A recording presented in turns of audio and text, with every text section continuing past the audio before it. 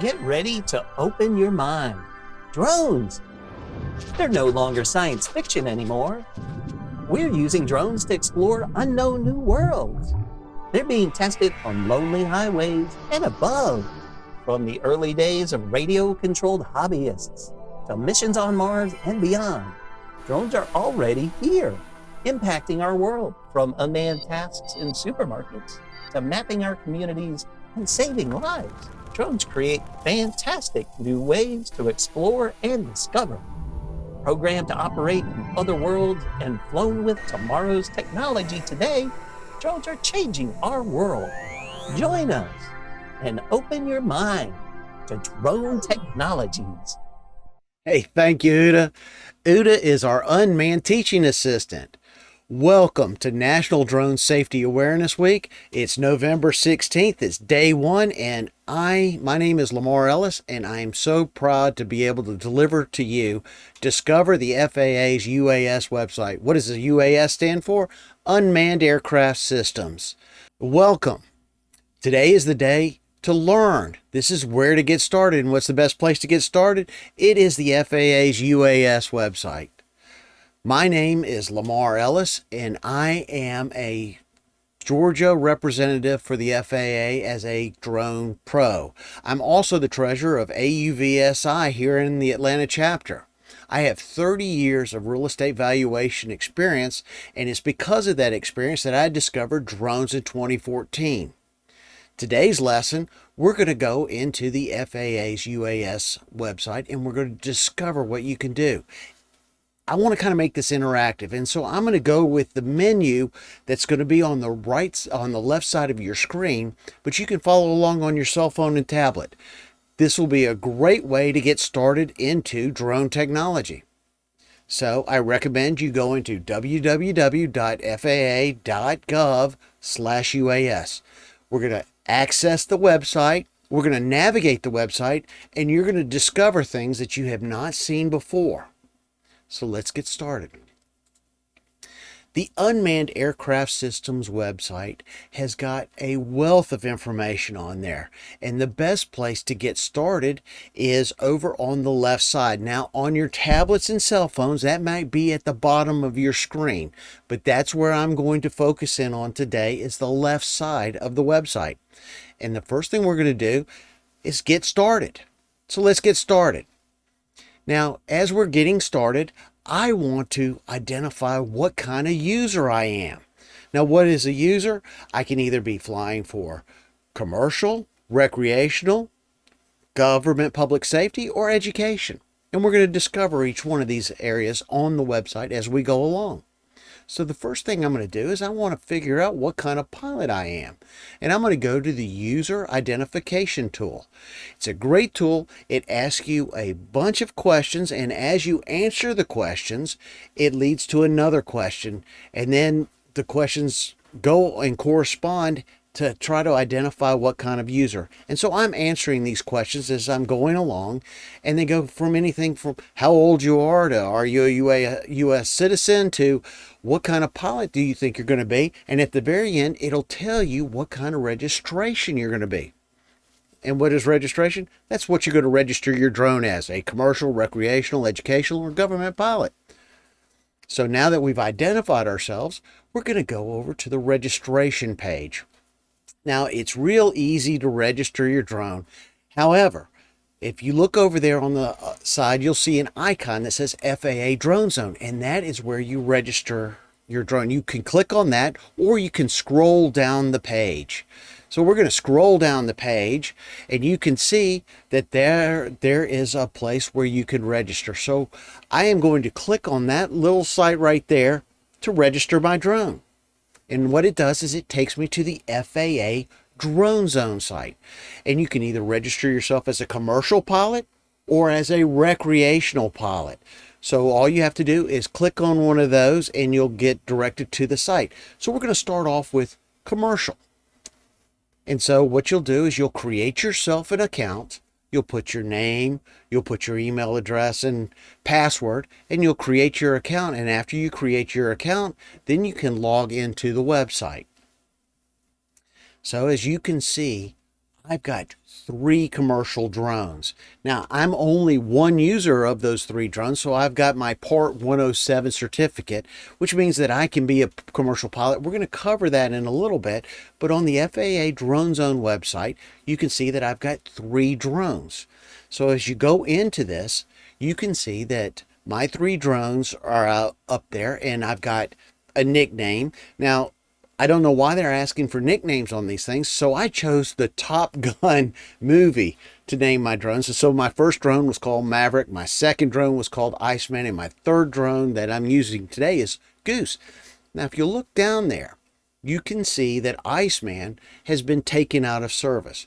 So that's one thing you'll need to be aware of, is that if you register your drones and your drone crashes or you're no longer going to use it for any kind of commercial enterprise, you're going to have to take that drone off the FAA website so that nobody else can use your registration number. Now, for commercial drones, every drone that I own that I use for commercial purposes has to be registered. So I need to use a nickname, the make and model of the drone,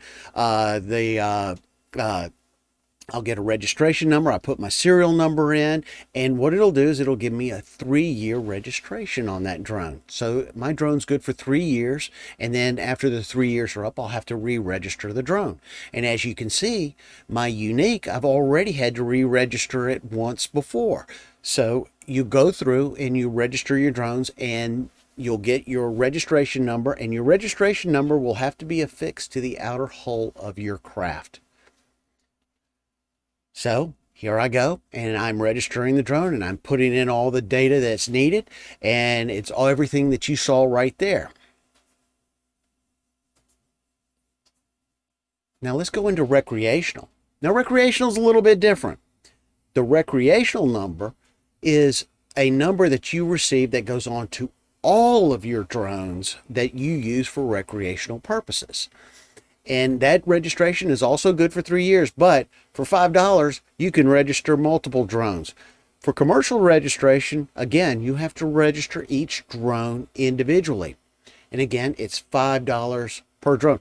Now, here's something that's interesting about the registration. The registration is supposed to be for a drone that weighs 0.55 pounds to 55 pounds. Now, under recreational, anything that falls between that weight limit needs to be registered. But for commercial, they now have the new Mavic Mini, which weighs less than 0.55 pounds. But if you are to use that for commercial purposes, believe it or not, you're going to have to register that drone. So be aware, if you're using a drone for any kind of commercial purposes, it doesn't matter what the weight is on it, it has to be registered. So let's move on. We're going to go into the recreational flyers and modeler community-based organizations. Now, this is if you're a recreational flyer, and as you can see, it's the first thing that you can click on after getting started. So we're going to be a recreational flyer, and there are a list of rules there that you can use to fly. But the thing I like about that is under those rules, it has where can you fly, and you'll have things like airspace restrictions, the before you fly mobile app, and no drone zone. So let's go over each one of those individually and see what you get under the recreational portion of the UAS website. So airspace restrictions, it's where can you fly. Now, you're not allowed to fly over stadiums or close to airports without previous authorizations, but the FAA's website here for airspace restrictions for recreational, they basically say that you can really only fly in Class G uncontrolled airspace. But the great thing that's coming is that they're going to have resources for the future that you can get approvals to fly in controlled airspace.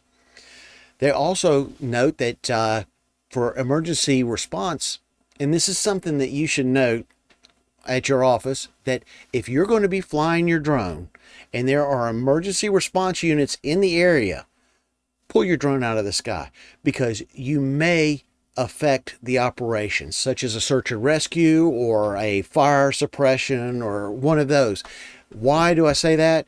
Because there have been times where there have been forest fires, such as in California, that have been contained, and somebody has taken their drone up to show what's going on, and they've had to pull the fire suppression units out of the area, and the fires have gone out of control. So always get your drone out of the sky if there's any emergency units that are in the area. Here's a great app. It is the Before You Fly app, and it is the FAA's app, but it's also built by Kitty Hawk, and Kitty Hawk is the master controller of the airspace restrictions and everything else that goes along on the Before You Fly mobile app. But this is a great app to get started every time you're trying to find out whether or not you can have clearance in an area to be able to fly your drone. Finally, you've got the No Drone Zone site. So let's just say that you've got an area that you don't want any drones flying in. You can get these graphics that are free, and you can print them up and display them that says No Drone Zone. The only No Drone Zone that I have seen is at the Grand Canyon. So it basically says you're not allowed to fly your drones there. Also under the FAA's UAS recreational rules is the Airspace 101, and it gives you the rules of the sky. Now this is tucked away inside there, so like I said, this is another little gem there that shows you some of the airspace restrictions. So you can see that you've got your Class A airspace where commercial pilots fly. Well, you're not going to be flying in that airspace. Then you've got your Class B, C, D, E, which are controlled airspaces.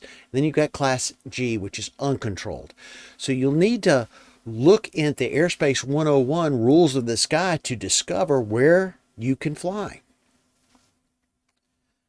Now, there's going to be in the future an aeronautical knowledge and safety test for recreational pilots. Now, what does this do? This is a great thing, and basically this is states that you understand the rules of the sky. So you're going to be occupying the same airspace as manned aircraft. So the FAA wants you to take a knowledge and safety test so that you are aware of what some of the restrictions and the clearances that you need to be able to fly in those certain airspaces. Now, it's saying that these tests are now being looked at and being perfected so that they can be probably issued out in 2021. We're real close to having that. Now, what is this test going to allow you to do? Well, once you've passed this test and you've got your recreational knowledge and safety test certification, this will allow you to get some clearances in some of those controlled airspaces. Well, now we're under the certified remote pilots and commercial operations. And these are some of the rules that we're going to have to learn today so that you can fly. And so as we go through, the FAA's got lists of rules for recreational and commercial pilots. So underneath in these little websites, you can read the rules that you need to understand to be able to fly in those airspaces. So to become a pilot, you're going to need to get what's called a certification, a Part 107 certification. You're going to need to be at least 16 years old. You need to be able to read and write the English language. And you'll also need to be in physical and mental condition to be able to handle the operation. These rules are constantly being looked at, and there's going to be possible upgrades in the future for becoming a commercial pilot. But right now, if you fit this criteria, then you can pass a knowledge and safety test and you can get your commercial certification. So, tucked in there under the commercial pilots are 107 waivers. Now, what are 107 waivers? 107 waivers are waivers to the operational rules that exist, such as flying over people, flying at night, flying beyond line of sight. Now, beyond line of sight is one of the holy grails of rules that people are trying to get waivers for. But you need to be able to prove that you can fly with the same safety that you can under the regular rules if you're going to fly at night. Because the rules state that you have to be daylight operations. Or if you want to fly over people, it says that anybody that's not part of the drone operation is you cannot fly over. So under this, you get the Part 107 rules. Now, my understanding are the waivers are really being looked at really closely now. And so these waivers will be changed how you get them in the future. But if you look, there's only been 4,600 waivers issued since November of 2016. And believe it or not, the very first waiver to get issued was to Walt Disney Resorts. And so they got a waiver to fly multiple drones and also to fly at night. Now, why did they do that? Because they were experimenting with a light show, which was kind of like a fireworks. And imagine this, they're going to replace the light shows of the future, the fireworks shows, with drones. As a matter of fact, there are light shows being broadcast all over this Christmas season using drones in various cities. I think 8 cities across the United States. Unfortunately, they're not coming here to Atlanta, but I do believe they're coming to Fayetteville, Arkansas, of all places, and also to Dallas, Texas. So be on the lookout to get a great light show in your area. Under the waiver portion of the FAA website is a thing called waiver trend analysis. Now, this to me is like one of the golden gems of the website. Why? Because the trend analysis basically tells you what is sufficient and insufficient information that the FAA looks at in order to issue a waiver. And if you'll click on these, and I actually did, I clicked on the Beyond Line of Sight, you can see that sufficient information and insufficient information that tends to get issued to the FAA's website. So one of the insufficient informations is you'll state, I like to fly on a clear day. Well, the FAA doesn't really care about that. They want to know how you receive your weather information, how you use that information, and how that information is incorporated into your operation. So you could be flying on a clear day, but you got a 100-mile-an-hour wind, so your drone may not be able to handle the operations in the sky. So you have to be specific in how you are addressing those issues when trying to get a waiver. Well, let's get into public safety in government. So as you can see, I'm clicking down the site, and we've already discovered some really unique things that can help you become a better pilot and understand the rules of the sky. Well, so for government and public safety, those rules are out there to help government officials be able to administer some of the rules and regulations in the field, such as if you are a pilot and a police officer comes up to you and asks for your proof that you are a pilot. Well, one of the things that you might do is you would bring out your certification that you are a certified pilot. But the unique thing is they want to see your registration. So I always carry a copy of the registration. The registration on your drone is one thing, but to have the paper copy of your registration is necessary to prove that your drone has been registered with the FAA and that you're doing the operations correctly. For educational users, this is a great resource to show how you can utilize the FAA's website and the rules to bring it into the classroom. Now, if you stay with us on Friday, we're going to go over some STEM technologies that we're bringing into the classroom using drones. So stay tuned for that episode in the future. All right. They've also got for advanced operations. Now, what are advanced operations?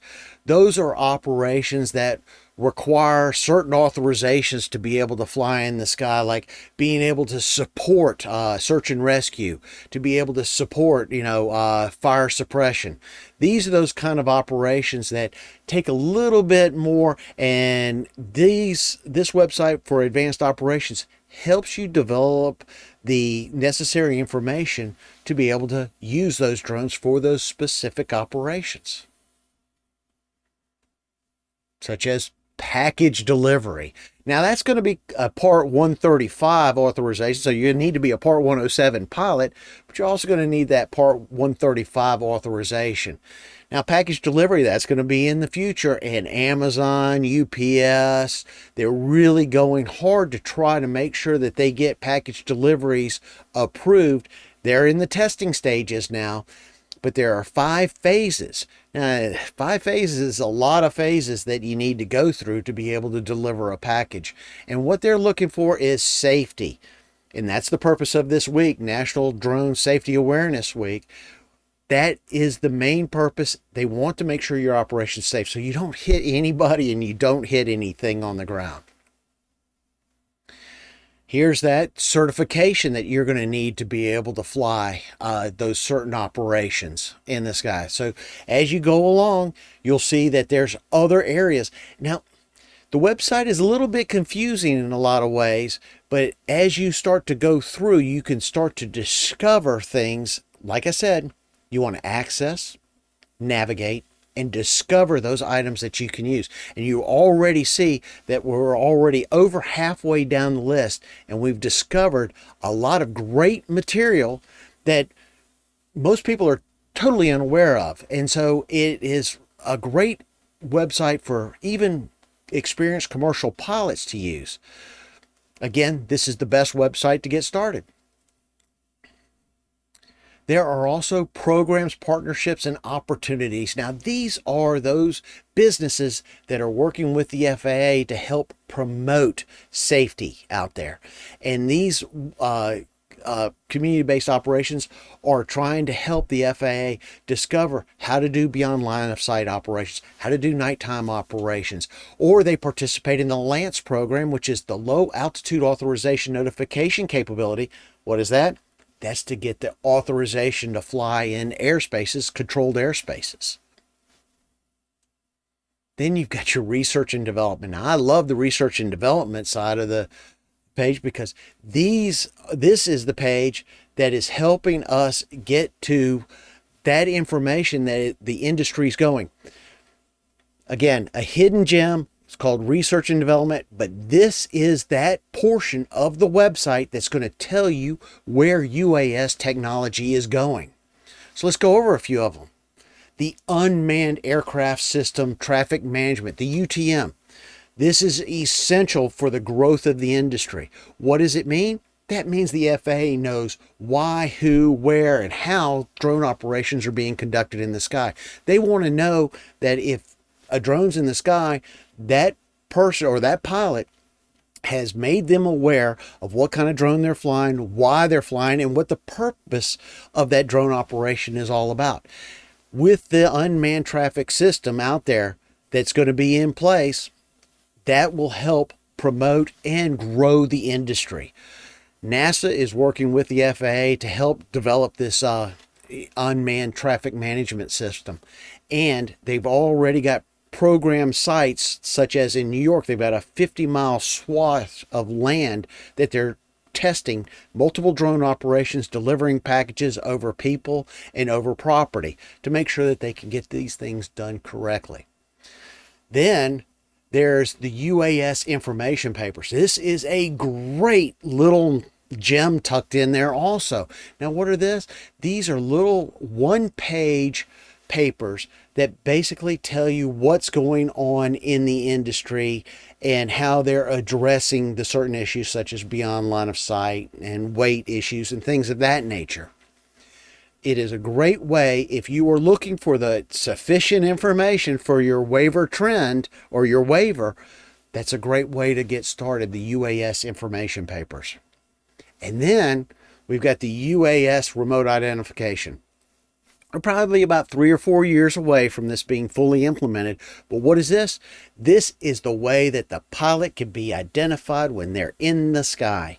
This is the most essential thing to making the unmanned traffic management system work. Because once you know why somebody is flying or what they're flying, then you can actually make the airspace safer.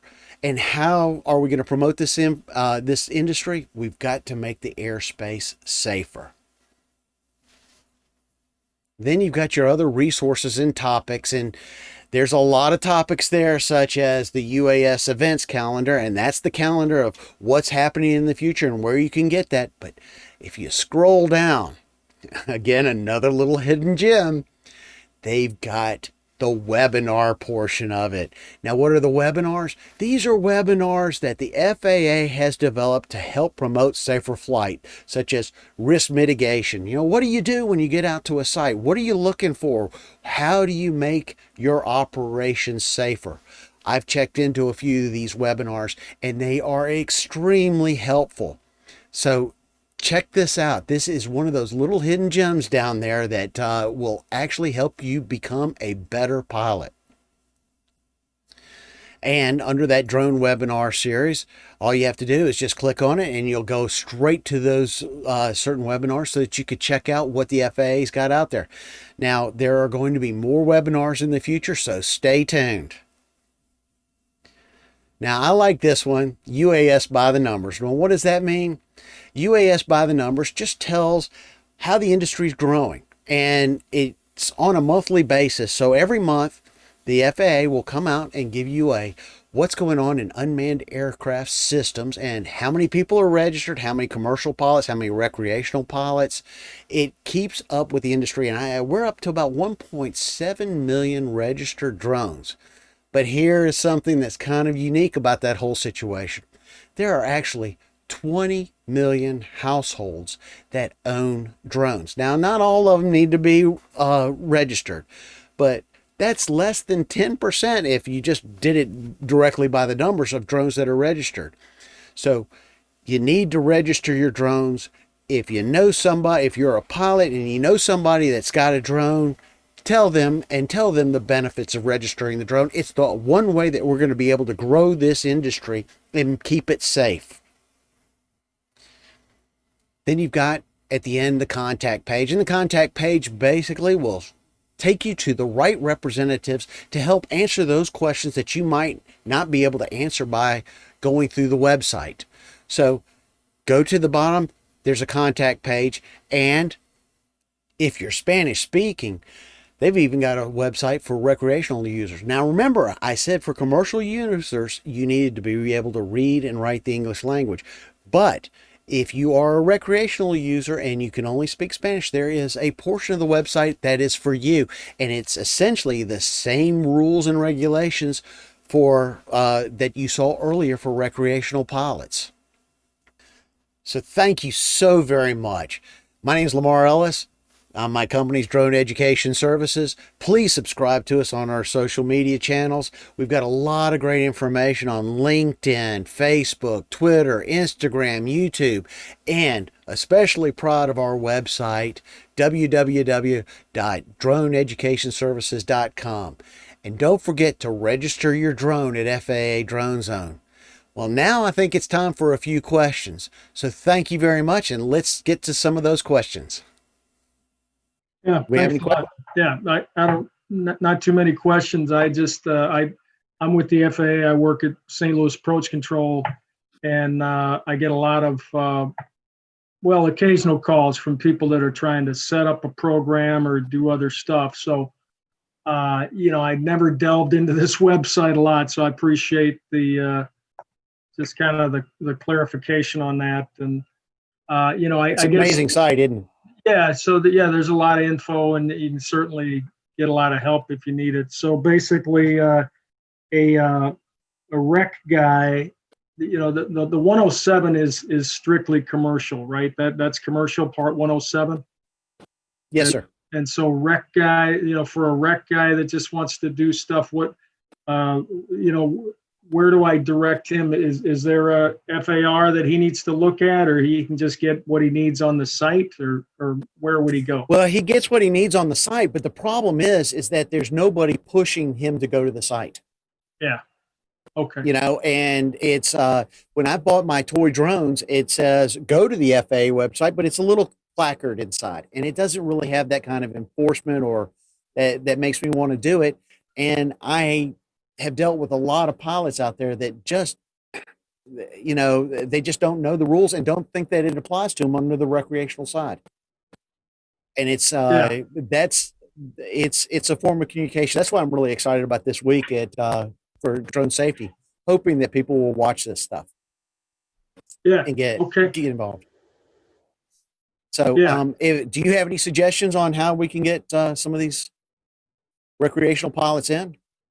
Um, you know, not really. I guess just the awareness that you're here, and we certainly direct them to the site and direct them to the apps, and all that. So, and I guess so. You said now that Kitty Hawk app you use, is that a monthly fee you pay, or just a one-time fee to get the app, or how's that work? No, it's well, I haven't paid a fee on it, and it's the app that controls the before you fly, Hmm. but it's got extra information, and that's it's before you fly is the one that I always recommend. But now I'm kind of like leaning towards Kitty Hawk, and I'm also leaning towards AirMap because I use them as redundant apps against each other. Yeah. Because Okay. sometimes one will say clear airspace and the other one will say not. And if Yeah. I get a no clear airspace, then I'll go into Sky Vector or some of these other sources Yeah. to try to clear the airspace.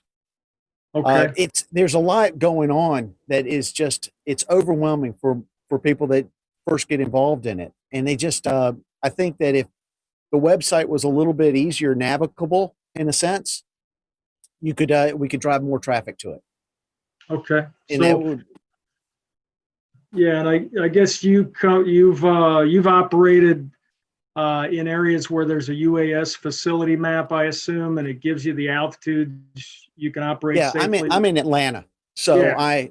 I've had to get Lance authorizations, and Yeah. since I've traveled all over the United States, I've had TFR such as baseball games, vice presidential visits, things of that nature that have Okay. been, and I've been in so long where I've actually talked to control towers. Yeah. Okay. Right. Yeah. We don't.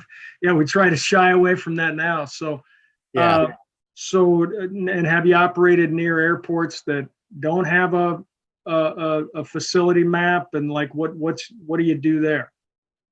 Well, that's interesting because I actually was teaching in Oxford, Mississippi, and they had an airport that was close to where I was, and it was Class E airspace. And the Right. Class E airspace didn't start until 700 feet and above, but I was within a half a mile of the airport. Okay. And there was what I was told from the air, there was no Lance that was given for this. So you had to call the facility. And what the airport said, their main times of operation were when there were football games, basketball games, things of that nature, people flying in for the weekend events. But otherwise, the airport was relatively unmaintained, Yeah. in other operations. Okay. But No I do, control tower. what's that? Yeah. So it was an uncontrolled field. No control tower.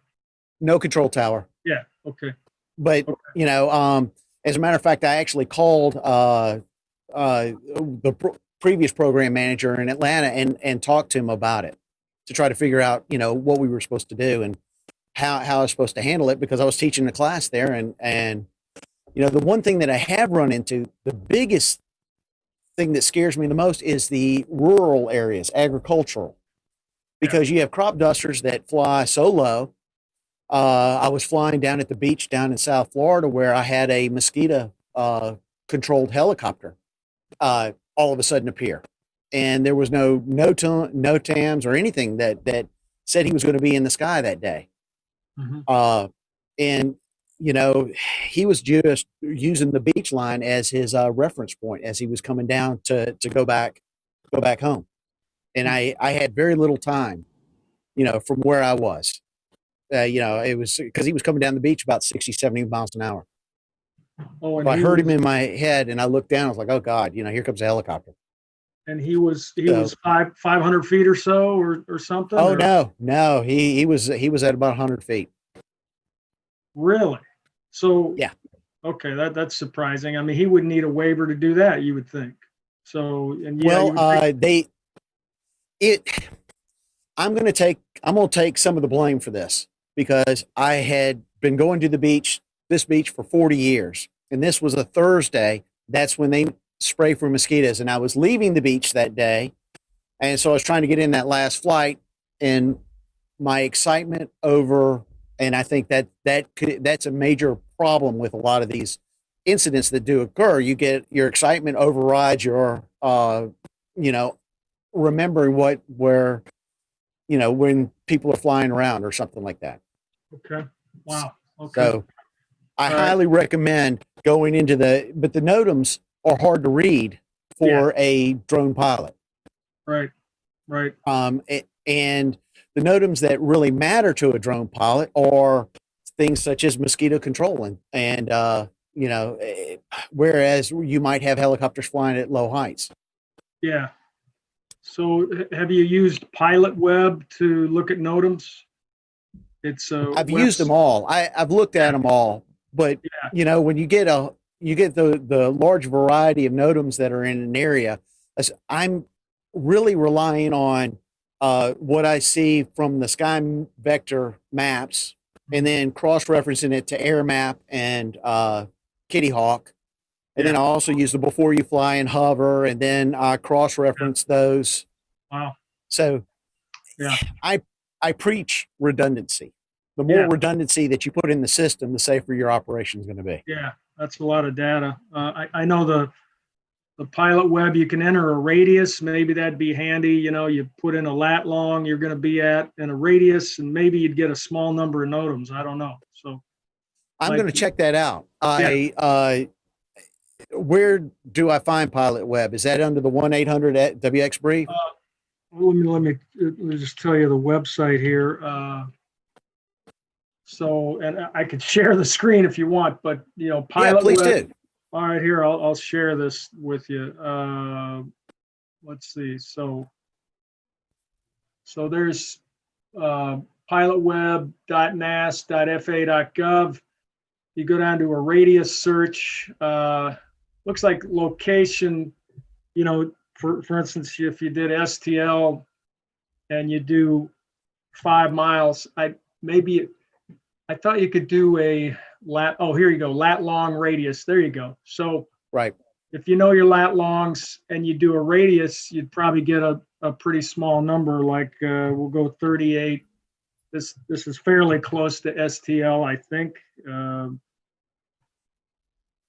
Well, this is a very valuable information, and I didn't see this on the UAS website of going over to this. Yeah. So maybe that would help. So, at least it's maybe a little more readable. And a lot of times these airspace, center airspace, I don't really pay attention to those much. So maybe you can skim through a lot of that. You got a lot of obstruction things. Right. You're still looking at a lot of things, I guess. Yeah, and then you have to figure out the heights of those things, which don't usually play into factor for what I'm doing. Because one of the things is that I fly in the city an awful lot, and so I don't really go over 200 feet. And if you're always line of sight, right? Yes, sir. So yes, sir. I guess if you're line of sight, I wouldn't worry about obstruction. So, Yeah. Well, one of the things that I have noticed is that not only are your eyes have to be functioning in this, but you should have, maybe if you're going to have an earplug, only use one, because you need to have your one ear open, because I've identified traffic in the sky by hearing it before I see it. Yeah. Okay. And I'm in Atlanta, so we have a lot of trees. So you'll get the reverberations off the trees. Yeah. And I've only had just a couple of incidences where I've been where now I was never in the sky at the time, but a police helicopter had been flying over low trying to catch a suspect, or emergency response units in the area, kind of dealing with the situation. Yeah. Yeah. Okay. But what's great about those apps is that they essentially will lock in on those sites. Now, there's another app that I do use because I use a DJI copter multi-rotor, and one of those things on the DJI, it actually has its a geofencing on it, which is tied into the maps. Okay. But I did have a situation where I flew in a restricted airspace because all the maps were being changed that day, and it was last summer when Kitty Hawk took over Air Map to take over Before You Fly, and it was all everybody said it was good to go. Right. And Right. I was just doing a short takeoff and land, to show a class. And after that, I realized, hey, it's a lot more than just your apps. If something comes up and says that you've got a little bit of, then you need to double check and everything. Yeah. So Okay. Well, it I'm sounds like preaching safety, but I've made some mistakes in my past. Yeah. Well, everybody does. It sounds like you're doing your due diligence, so that's good. So, Yeah. well, I appreciate it. I got a lot more I can tell people now, and I'm thinking about getting into this a little myself. So this will be a good background. So. Well, please feel free to call me, Tom. Yeah. Really, seriously, I'm available. Okay. All right. I appreciate it. Thanks a lot. Thank you so very much. Thanks for attending today. Sounds All right, good. take care. I'll see you later. All right. You too. Bye. All right, Tom. Good talking to you, my friend. Thank you. You too. Bye. All right. And thanks, Lamar. I don't have any questions, but you'll be doing another one on Wednesday? Yeah, I am. And I'm actually going to have an attorney from the FAA and a FAA'S team program manager, because I'm going to be covering over the rules and regulations, and I don't want to overstep my bounds, and say something stupid. But one of the things I've learned is that in trying to comply with these rules, I've learned things such as, you got a gray multi-rotor, that thing can disappear in the trees awfully fast. Heck yeah. And if you're doing like a inspection of a piece of property, you lose the line of sight. So how do you deal with those situations? Okay. So I'll be sure to tune in Wednesday to see what you got. I'm like Tom, getting into this myself. So. Well, then you might want to tune in tomorrow, because I got a really good one tomorrow that I'm really excited about. And that is, you've got airspace that's clear. What else do you need? Like to charging of the batteries, to making sure your components are working properly. Do you have the right skill set? Do you have the right SD cards? All that kind of, yeah. So are you based Patrick, downtown Atlanta? Is that where your office is at? Yep. Okay.